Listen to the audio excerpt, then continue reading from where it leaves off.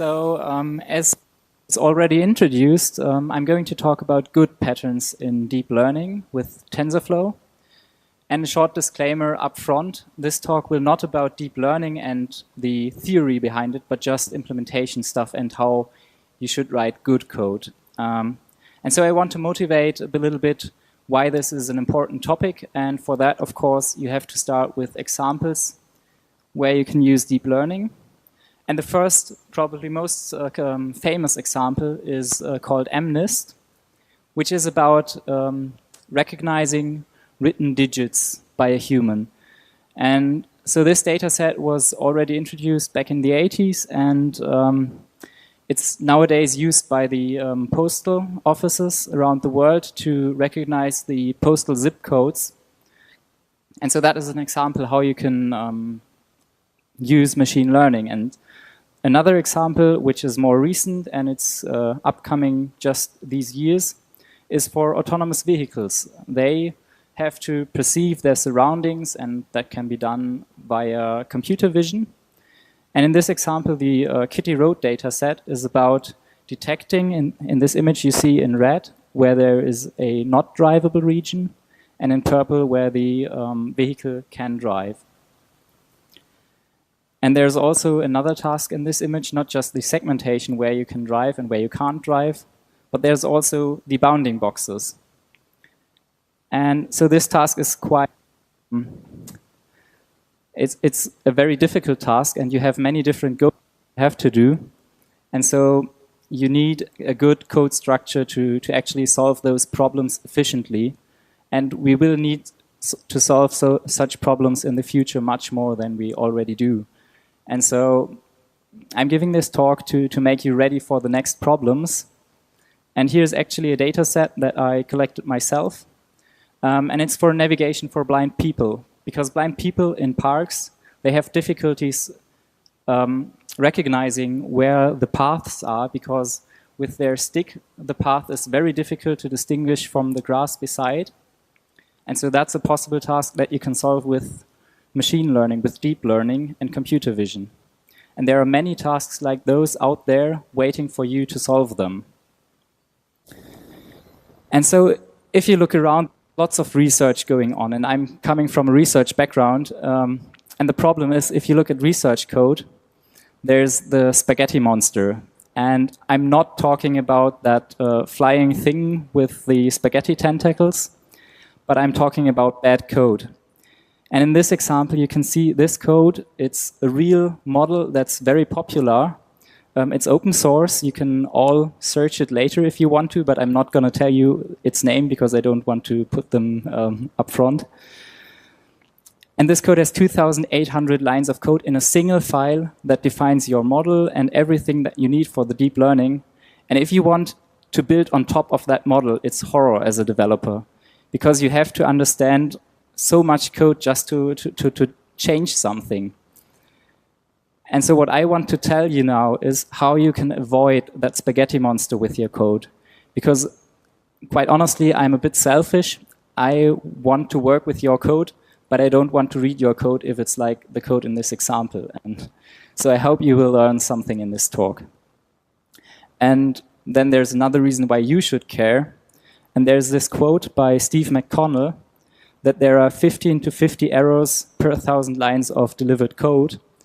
And well, you can do the math for this example, and we actually found some bugs in that code. So yeah, you should reduce your amount of lines of code. So okay, then the question is, let's solve that problem, but how do we? And I will tell you in this talk some ideas. Those ideas are not the gold standard yet. There is no gold standard.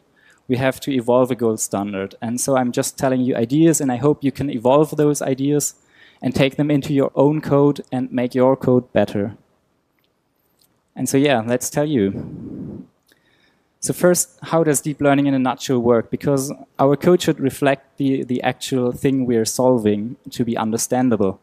And so with deep learning, at the beginning, we have a problem. I used Angie in this case. We want to detect if that is Angie or not. And then when we have a problem, we want to develop a model that models our problem in the case of deep learning, the most popular model nowadays is a CNN, a convolutional neural network. I'm not going to explain how it works. You can Google that later if you don't. And that CNN, basically what it does, it takes in an image, and then the output is a prediction. In this case, the prediction is it's Angie with 99% accuracy, or it's 99% sure that this image shows Merkel. And, well, while in this example it's correct, maybe if we feed in another image, it would give a wrong result, and we don't know that, so we have to check the quality of our model somehow. And this is not the deep learning terms yet. This is just the intuitive way of seeing the problem. And for checking the quality, usually we want some error measure. And with that error measure, then later we want to somehow improve our model to be better because we want to reduce that error. And as it turns out, this intuitive view on the data is the same as actually if you're looking at it with the terms of machine learning. The first one is defined by your data. Your data basically tell you what your problem is. And so that's the first stage. In the case of detecting Angie, that would be images of Angie and images of someone else. And then the label, if that image is Angie or if it's someone else. And so then the model, it's still the model, it's a CNN.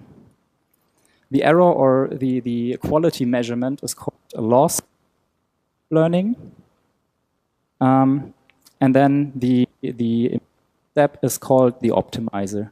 And so what you can see here actually is that if we look at this, we can see already that the problem is separated in 4 different categories. We have the data category, the model category, the loss, and the optimizer. And so why do you put all that together in a file when you're coding? Why don't you put it into 4 different files? And so my first design pattern I propose, and it's really simple to actually implement, is not to write that everything in one file, but split it among 4 files. One file which handles the data loading and management, the next file which actually then handles the model implementation itself. So that's just the neural network in this case of deep learning. And the next file would be the loss.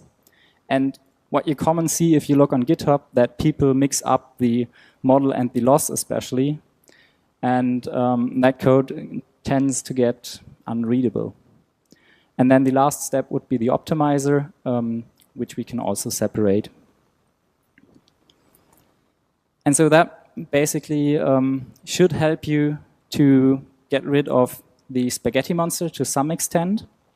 But then once you started doing that, you're getting quicker in development, your code gets better readable, and you can start evolving beyond that. And then you will run into the problem that you're really quickly developing new experiments on your data, new model types, new loss types.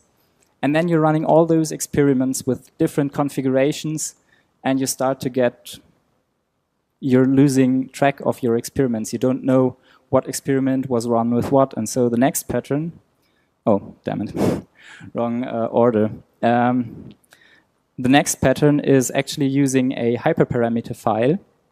And in this hyperparameter file, you put together all your hyper information about the network. In this case, this is for MNIST. I put in there the, you can see the learning rate on the top.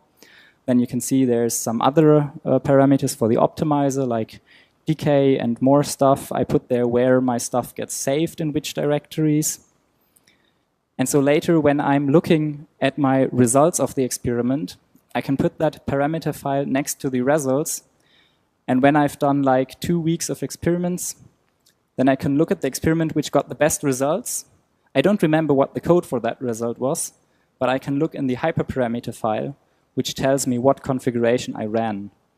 And so while this is a bit, well, you can think of it's unnecessary, but I can tell you from experience that you really should do this.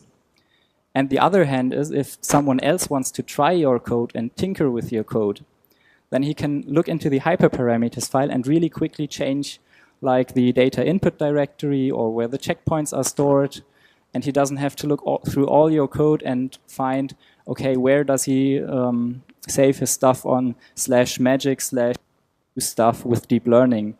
And so it's far easier for someone else who sees your code on GitHub to use it. And so then another pattern I want to propose is functional programming. Many of you might don't like functional programming, but I think in the case of deep learning, it actually fits the mental model.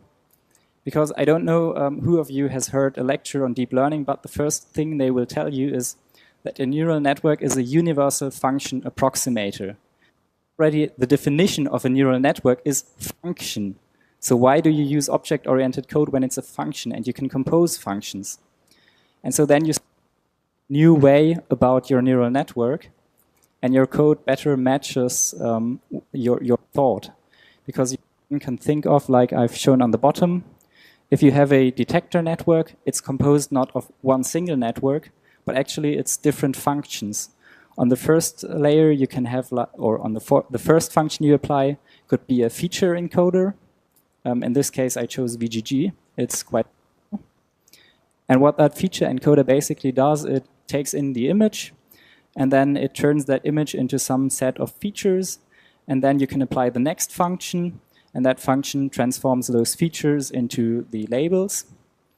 And this sounds a bit like a traditional computing pipeline for computer vision, but actually all you do is make your code a bit more structured so that in your code you can understand which layer of your network is responsible for what to do. And the thing here is that if you, in this case, I chose the encoder, but funnily, I can swap that out for the Google Inception v3 encoder or something else.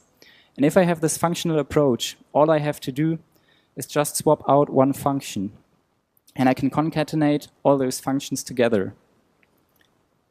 And so coming from the background that a neural network is actually a function approximator, if your code reflects that function, you start to think that way.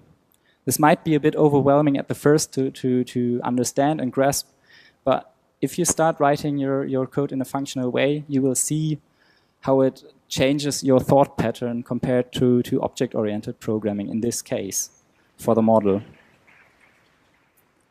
And the same is true for the loss. Your loss is basically also a function, and your loss just transforms the label that you are getting in. The label is the ground truth and the prediction of what your network said. In the case of NG, that would be the 99%, and a true for it's actually NG. And what this function does, it transforms those two inputs into an output which just tells me I'm off by 0.001%. And you can also stick together, if you're getting to more complex stuff, more and more loss functions. And so this might sound a bit scary, but we will see some code soon. So let's get back to our first design pattern and actually look at how we can do that stuff. Because till now it's just like ideas, and I thought, well, at a hackerspace I need to show you actually how to do this stuff. And for the data stage, usually you have some data set, and your data set consists out of some features. In this case, on the left hand, you see the images, the raw images, and some labels for those images, which are basically the ground truth that you want to, as a result, output for your network. And your data set only ever consists out of features and labels. There's no other configuration of your data set. If you think of deep learning, there is just features and labels. So you can write your code in a way that it supports inputting arbitrary features and accepting arbitrary labels, and then you have general code that loads your data set, and you don't have to change it for every single data set that you want to feed into your model, and that saves you a lot of time, and it will make your code more readable. Because if you have understood one kind of loading the data set, then you will understand every other way of loading the data set, because it's the same, basically. And so, as I told you, they are the same, basically. So what you can do then is you can go ahead and create a data lake, or some call it a data store. And that's basically a central place where all your data that you have in your company or in your private life or in your research academy, and you put all that data together in a central place. With a unified API, like I told you, it would be something that outputs a feature and a label. And you can gather all the data you have in that way. And then if you want to explore some deep learning, you can just take that data out of the data lake without the need of complex data transformations. And if you look at the existing data sets, if you're just a private person who wants to tinker around, there are also data lakes, for example, in the Keras library that you can use to load some data from other people over a unified access. And then if you have loaded your data, this is one important step that most people forget. And it's so important, it's not really a pattern, but I want to point it out.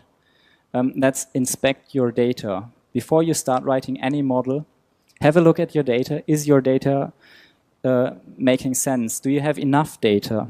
Is your data balanced or unbalanced? For example, if I only have images of Angie, and then I have one image of, let's say, Obama, and I want to try to learn what is Angie and what is Obama, that's almost impossible because I only have one example that's a false example. And so it's really, really, really important to make sure your data makes sense. And the other thing that you can detect if you inspect your data is if you have any bugs in your code. Because sometimes it happens that your image loading is bugged somehow, or that you loaded an image flipped, or the colors are not in the correct order. And if you inspect your data, you will see those errors. So don't skip that step. And it might take some time, but it's worth it down this line.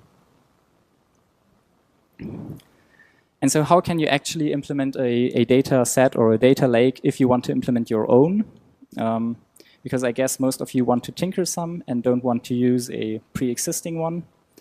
And so one way I found it's very convenient and easy to use is that you have a function that loads your data set. And this function outputs you a generator and the parameters for that generator. And I don't know how familiar you are with Python, but I guess generators are a concept that's in many programming languages.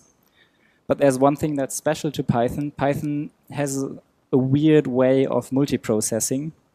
And TensorFlow is a library for Python, so we have to deal with that weird way of multiprocessing. And as it turns out, one of the most efficient ways of multiprocessing is using pooling. And for those poolings, you can have real multithreading. Otherwise, it's a single thread. And to not run into the scary word, you can Google that if you don't know it, the global interpreter log, you have to make sure that your functions are not relying on one shared object. So the way I found that works best in Python is having a generator, a set of parameters that is just a dictionary or something that can be easily copied, and then having that parameters for every single generator thread separately and not sharing any data between them. And your generator, of course, because it's multi-threaded, needs some sort of stride offset, and probably it's useful for you to have a function that you can call an infinite time amounts of. So yeah, and what can you do with that generator? How do you plug that generator now into your training? Because TensorFlow has an API which only either accepts one generator or which accepts a completely different type of data. And the completely different type of data is TF records. TF records is basically some database, and this is very specific to TensorFlow. TF records is some kind of a database which is designed to be readable very fast, and the data can be almost directly transferred to the GPU with the least amount of delay. Because in modern systems, the GPUs are so fast that the bottleneck, if you don't write your code carefully, will be getting the data from the memory, from the hard disk, to your GPU. And TF records is a data format by TensorFlow, which is optimized for speed, so that this bottleneck doesn't appear in your code. And there are simpler ways to get your data to the GPU. But if you're really serious about deep learning, I recommend you invest the time into understanding how TF records work. and use them. And what I did, because I don't want to write that same boilerplate code all over again, I wrote myself, since I have a unified API with the generator and the parameters, a function that's called writeData. And this function does write TF records. They're stored on the hard disk. And then later I have a function that I call readData, which just opens those TF records and then outputs me a tensor. So I only had to write that write and read data once, because I realized that there's only the label and feature tensor that you should care about. And I can reuse it for every project. And the implementation is agnostic to how my label tensor and my feature tensor actually look. And so that's also something I would recommend you. Either use the implementation I found, or find your own implementation that's agnostic to your data set, so you can use it for any data set, the same implementation. And this will also reduce you a lot of headache, because writing and reading those TF records is not as straightforward as you might think. And you will have weird bugs if your implementation with writing those tensors has errors. And some of these bugs might only appear after you have already trained 5 hours, and you don't want to have a bug that only appears 5 hours after you started your work, and then you have to start over all again, and that just is, well, annoying. So yeah, and just recently, maybe some of you know, there's Google I/O currently in the USA. So it's sort of a difficult spot to give this talk, because they are just now announcing a lot of new stuff for TensorFlow. And there turns out to be a new guy, TF dataset, which actually also supports loading those TF records in a very efficient and fast way.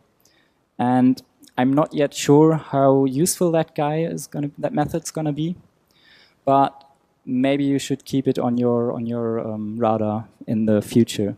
It might evolve into the new gold standard for loading data into TensorFlow. And so I just wanted to point it out here. And it basically will replace the read data part. So now we have loaded our data. We have it in some tensors, and tensors are basically a variable in TensorFlow on the GPU. And what we now can do is we can actually define our model. In the image here, you see one of the most famous models of the modern age, the Inception V3 by Google. And as you can see, that model is quite complicated, only if you look at the graph already. And now if you try to write some code that's, well, not really straightforward, and then if you imagine down here, there's some loss. This is the loss of the network that's in this white box. Here is another loss, and on the right hand you have another loss. So you have 3 losses in those network. And if you now don't do the splitting pattern I explained to you at the beginning, then you will have a super difficult to read code, because you will have, well, somewhere here in the middle a loss, then you will have somewhere in the upper end of your network a loss, and at the end. And if you want to change your loss to fit your own problem, then you maybe find the loss at the end, but you don't find the 2 losses in the middle of the network. And then you wonder why nothing works for you. And that's very disappointing. So in the model, you should just write your model. So everything in here that's colored, basically. And for your model, you should look at reusability. And that's the part that's also addressed with the functional programming style. Because if you put every part of your model that is a separate function and just serves one purpose, put it in a different function, so that if you want to compose a new model that's built of parts that you have already written for other models, like for example, you want to have a Merkle classifier at the back, and you know how to write that, and now you don't want to classify Merkle, but you want to classify Trump, then what you can do is use that same code and use it in another place for your different network. And you just have to train it, but you don't have to rewrite all the code. And so keep an eye on reusability and put everything into separate functions, into as small steps as possible. And the next thing that's a bit more difficult maybe to explain why that would be important is making your model multi-instantiatable. Usually you could think you have one model on your GPU, and you use that model and you train it. But if you just train your model, you won't ever know how good your model is, because if you show the model some data and you then later ask it what it thinks of that data, it's like if you're learning for an exam and you're just going over the same old axioms, and then you realize, oh, well, I'm perfect at doing those axioms, but actually you just learned them by heart. And so to avoid that with the deep learning, you need one model that's learning, and then you need a copy of that model to be executed on data that the learning model has never seen, to make sure that it's like a test situation when you're writing an axiom, for example. You're seeing data that wasn't in the learning. You're having new tasks to solve. And we want to test that generalization. So you need to be able to multi-instantiate your network. And there's a simple function call in TensorFlow, and that's called reuse weights. And all this does is if your weights are called the same, if you call your two networks the same, then they will share the weights across them. And so you can instantiate your model one time, then you can instantiate your model a second time, and you could even do that a third, a fourth, or even more times. And then one last thing. If you remember that 2,800 lines of code at the beginning, make your code simple. Write simple code. Don't write too complex code. And also think of your network not being your network if you publish it somewhere on the internet, for example, on GitHub, but think of it, make it easy for others to wrap your network, to use your network. Give them API to use it. For example, if you have a special encoder, just put that encoder in an extra function so that they can use that module separately. Because we are software engineers, basically, and we want to engineer solutions for problems. And so write simple code and wrap it into other networks to reduce bugs. And now, finally, I'm going to show you some code on how to do that. I won't say that this is the gold standard, but that's the way I found most useful, and it works for me. And so I basically have a function that says create model. It has some input at the top. The input tensor, that's basically what you give into your model. You have a mode that's basically telling the model if it's in training mode or evaluation mode, because some layers might be different for those. And then you have your hyperparameters from the hyperparameters file, which configure your network. So you don't have a constants in your code, but you actually use your hyperparameters to trigger your if statements in your model. And then there's some technical bits.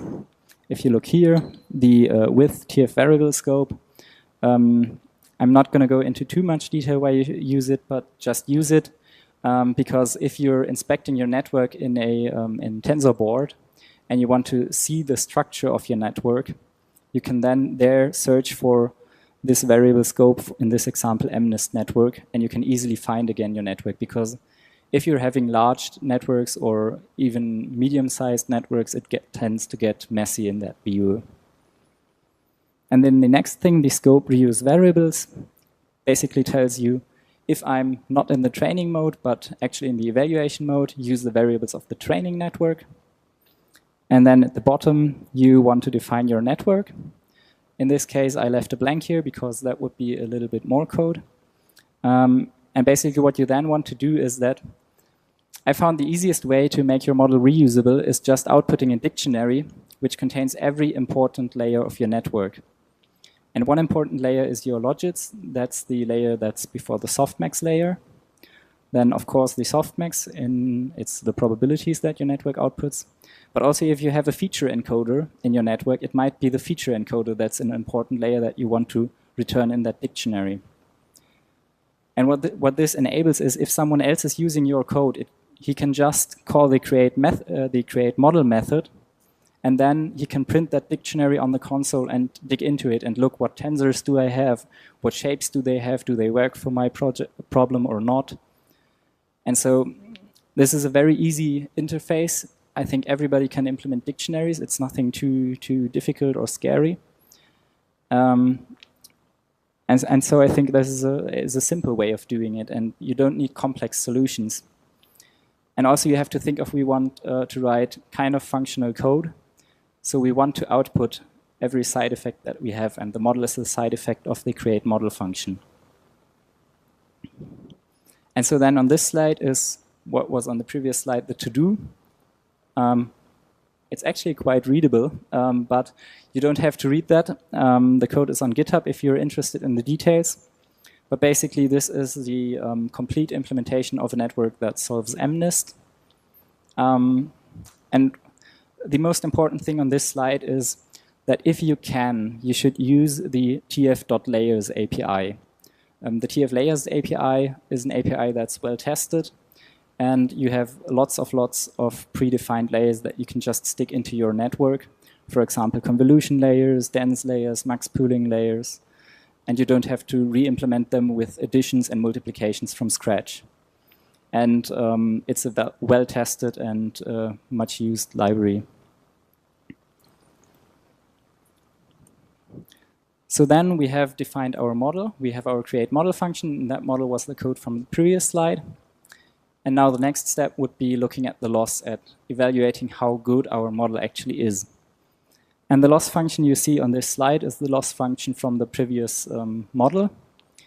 And if somebody of you has listened to a lecture on deep learning, this is the kind of an optimal curve, how it should look, the loss. It should go down at the beginning very, very fast, and then it should stay low. And as you can see here, our model starts to converge at about 1,000 iterations already. And then later on, it stays low, no matter if I'm feeding it the training data or the validation data. And the validation data is the data that the model has never seen except for the validation. So it's not in the training process. So in this case, basically, if you have such a loss function, your model is well prepared and has generalized in a good way. What you shouldn't see is that your loss function, your validation loss, is going up here at the end. And that's the typical case of overfitting. You looked at too many examples, and then your network just knows by heart all the exams that it has already written, but doesn't know how to write a new exam. So it doesn't really learn how to add 1 plus 1, but it learned that 1 plus 1 is 2. And if you give it 1 plus 2, it wouldn't know what the solution is. And so how do you engineer that loss function? And that loss function is very important for your network, and you have to engineer it in a way that your network will converge in a good way. And what it basically is, the loss function, is it's the glue between your model and the data set. Because in the model definition, we didn't have any knowledge about our data set except that we have an input tensor, and that input tensor was the image, but we don't know anything about the labels yet. And so what the loss does, it glues together the predictions of your model with the labels of your data set. And those are the two inputs that your loss function gets, and it doesn't get any more inputs except for the hyperparameters. And it contributes a lot to the quality of your model. In the case of MNIST, we will see that the loss function is quite simple. But if you're training more complex tasks, like for the case of autonomous driving, then your loss function will not be simple, but it will be like 100 or 200 lines of code to actually implement a loss that works well and that's robust to different situations. And so, again, for the loss, as for everything, I don't know why I have to tell you that, but people on GitHub seem to forget about it. Reusability is key. You want to write your loss once, and then apply it to as many models and data sets as possible. And there are some losses that are supported by TensorFlow, like the cross-entropy loss, and then the L1 loss or L2 loss, that's the L1 norm. They are not directly implemented by TensorFlow. It's like 2 lines of code, but you have to write them always again, so you might want to wrap them in a function that's called L1 loss and just use that all over the place again. And then there's more complex losses like alpha balancing or focusing the loss, which are state-of-the-art in papers. And those losses are a bit more involved to write, and you don't want to rethink how to write them every time again. And if you have a network that has problems with learning because your data set is a bit unbalanced, you might want to consider a focal loss, and then if you wrote it in a reusable way, You can just stick that focal loss in there, and 5 seconds later you have implemented your model with focal loss. And you don't have to read the paper again, understand how it worked, implement it again, and well, you will spend like 1 or 2 days until your focal loss works. And if you don't write it in a reusable way, you will waste those 2 days every time you write it again. And also the problem is that there is an open source implementation by the authors of the paper, but it's in that cryptic form that I showed at the beginning, so you can't use it in your own code because you don't understand how it works, because it's not reusable. And so if you discover a fancy loss by yourself, write it in a nice contained function with as least inputs and outputs as possible. And so how does the loss function actually look like if you want to create a loss? In the case of MNIST, it's quite simple. The inputs are our model and the labels. Why do we need the model and not only the predictions? It's because, as we have seen in Inception, our model doesn't only have one output, but it had 3 outputs that are relevant for the loss. And so we need the whole model and all its endpoints. And then what we do is, well, the first line is just putting the mode of the network in a nice string format, so we can use that for our output printing. And then the next step is, in the case of MNIST, we have to make our labels fit the output format of the model. And then we can calculate a softmax cross entropy with logits. That's the TensorFlow implementation of the cross entropy loss. For this talk, it's not important to understand what actually this function is, just you should put some function in there. In this case, it's just the cross entropy, but it could be some more complex function like the L1 loss or the focal loss. And then what you do is you feed your network batch sizes. You don't feed it 1 image at a time, but you feed it 16, 32, or 100 images at a time. And so you get 100 loss outputs. But your loss only can be 1 number. And so what you have to do is you have to reduce that into 1 number, and that's the loss operation, which you can see here with the reduce mean. And that loss is then put into a TF summary scalar. And that TF summary scalar is basically so that TensorBoard can nicely visualize your stuff.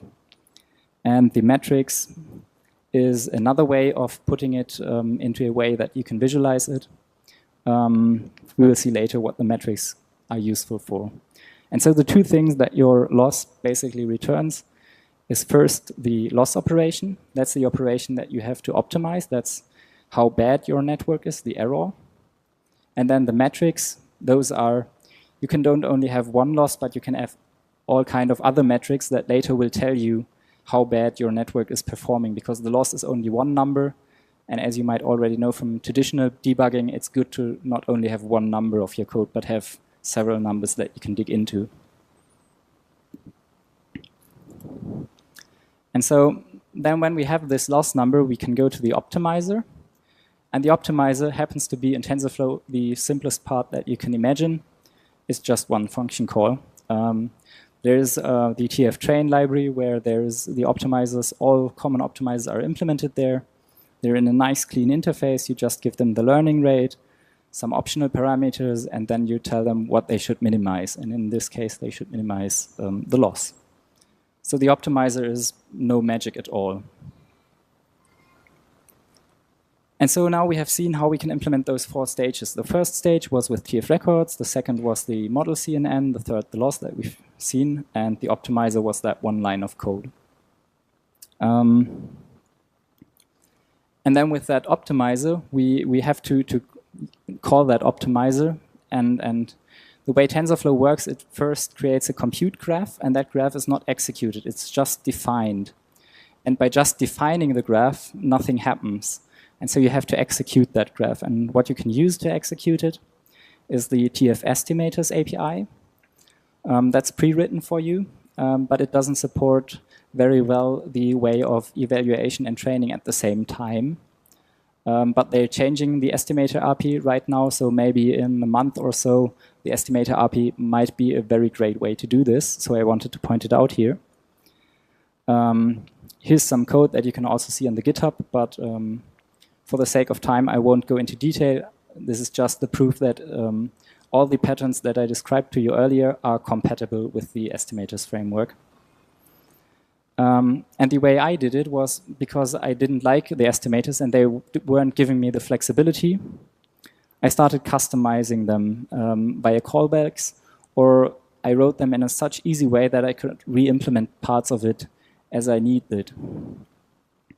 And so my implementation of the estimators is just 77 lines of code to train a network.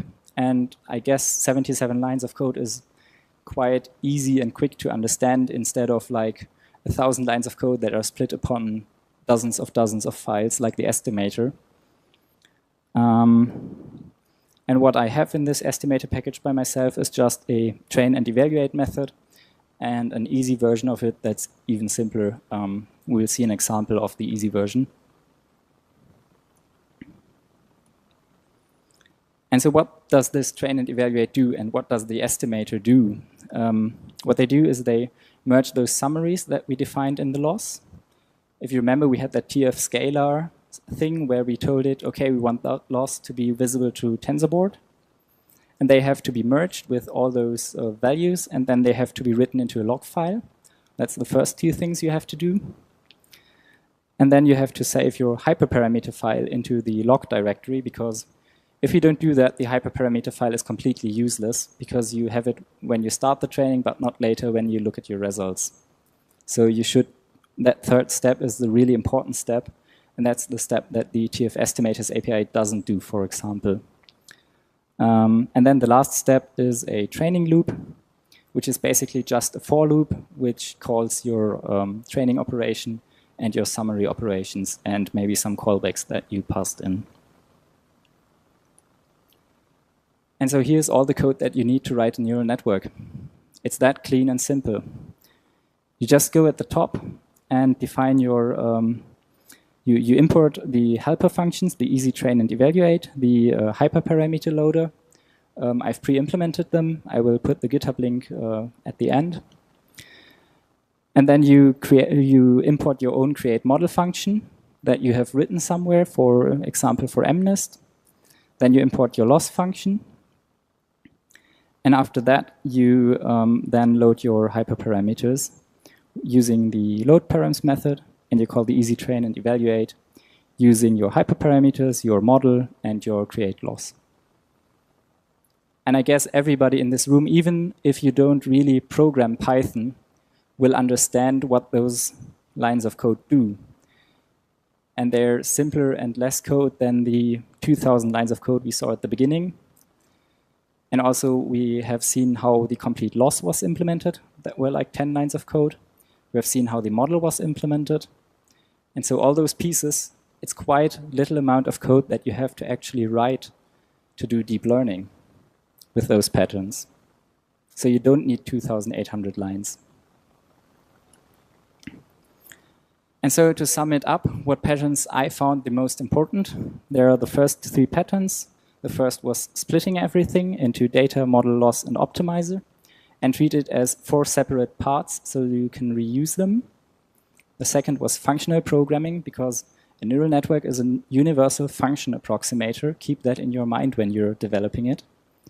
And using a hyperparameter file. And then, when looking at the dataset, we saw that you should use the TF records. They are much faster, and that you should probably in the future consider using the datasets once the API gets stable. And then for the model, you should use that reuse variables method, so you can have a training and an evaluation model to see if your model is actually overfitting or not, so that you know if your model generalizes well or it doesn't. And then the sixth step, that was a bit between the lines, is creating summaries and metrics. And those summaries and metrics, they're plotted in the TensorBoard, and you can also plot them in matplotlib and make them available to you to inspect what your model is doing, because those summaries, they are basically your debugger for what's going on in the neural network. You have no chance to look into it except for those summaries, so take them seriously. And now, after I've talked so much about deep learning, here's a quick disclaimer by Occam's razor. The simplest solution is almost always the best. Not every problem is suited for deep learning. Some problems are better to use with a linear regression. If you look at your data, in the first step, when I told you to analyze your data, and you realize it's some kind of a linear problem, use a linear regression. Don't use a deep neural network. It's overkill. And the same goes for decision trees, K and N. There's so many normal deep learning methods. Consider them first and look at your data, what fits your data the best. And if none of those traditional approaches fits, then the solution is probably a deep neural network. And so there's one last thing. The code that I showed you is all available on GitHub.